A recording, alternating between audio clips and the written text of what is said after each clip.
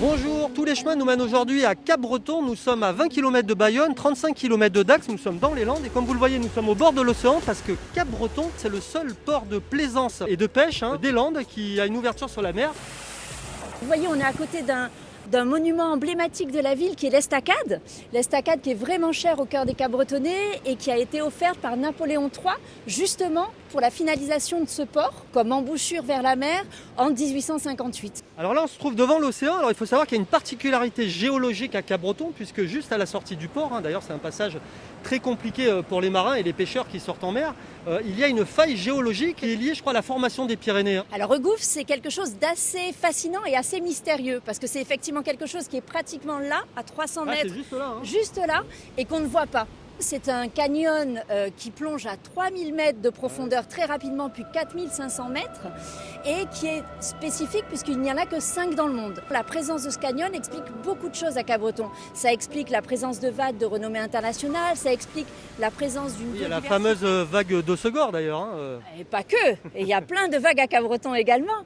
Et puis ça explique aussi la présence de cette biodiversité incroyable avec des baleines, avec des requins, avec des dauphins, et puis avec certaines légendes aussi qui sont liées au gouffre. On parle beaucoup du calamar géant, qui sont des récits de pêcheurs qui ont prétendu l'avoir rencontré.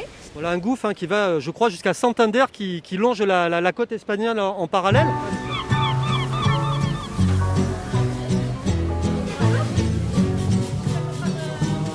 Alors Cathy, quel type de poisson vous vendez là sur l'étalage? En ce moment, il y a le bar et le maigre. C'est le poisson qu'on a en janvier avec un peu de sole, du plat et turbo.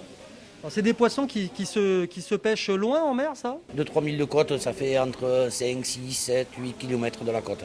Là par exemple, aujourd'hui, votre bateau est en mer. Moi, le bateau est en mer, et ils sont partis à 5 h ce matin. Ils sont partis relever les filets qu'ils avaient posés la veille. Et lever, démailler et reposer les filets propres pour le lendemain. Alors la navigation à la sortie du port peut être un peu dangereuse. On voit un peu sur ces images qu'il y a certains bateaux qui ont pu s'échouer. Les coefficients de marée sont très importants et seulement la passe s'ensable de plus en plus. On a le gouffre qui atténue la houle, mais le sable vient s'accumuler dans la passe de Cap-Breton. Ce qui fait qu'on a moins de hauteur d'eau pour pouvoir rentrer, donc beaucoup plus de déferlante. Me moque bien d'ailleurs du danger, car je n'ai pas peur des vagues. Vous avez pêché là? Tu sais vers quelle heure tu rentres ou pas, non? Ça marche. Allez, ciao.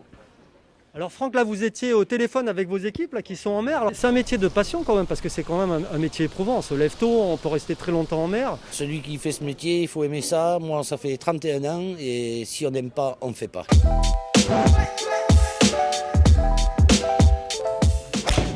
C'est quoi exactement? C'est un simulateur de golf? Tous les chiffres en dessous que vous voyez sont représentatifs de ce qu'a fait la balle, le club, le joueur. Alors là, je vais recueillir peut-être une impression là, justement d'un golfeur un peu qui a de la bouteille, on va dire. Qu'est-ce que ça vous amène, vous, ce type de simulateur par rapport à un green classique, on va dire, à l'extérieur? On peut progresser un petit peu plus sur le jeu, quoi. Alors ça permet, j'imagine aussi, quand il y a du mauvais temps, de continuer à s'améliorer. Exactement, surtout qu'ici il ne pleut jamais.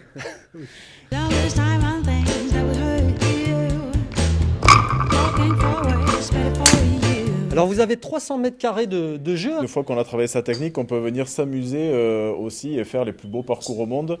En réalité virtuelle. Tout ce qu'on va faire ici en termes de distance, en termes de trajectoire, c'est exactement ce qu'on ferait à l'extérieur. Donc là, si par exemple je choisis, moi j'ai envie de jouer au golf et de faire le parcours d'Augusta, là c'est disponible dans le programme. Alors pas Augusta, mais c'est le plus connu, mais c'est celui qui nous donne pas. Mais après on a d'autres parcours, Saint-Andrews qui est en tout cas le home of golf, un des plus réputés.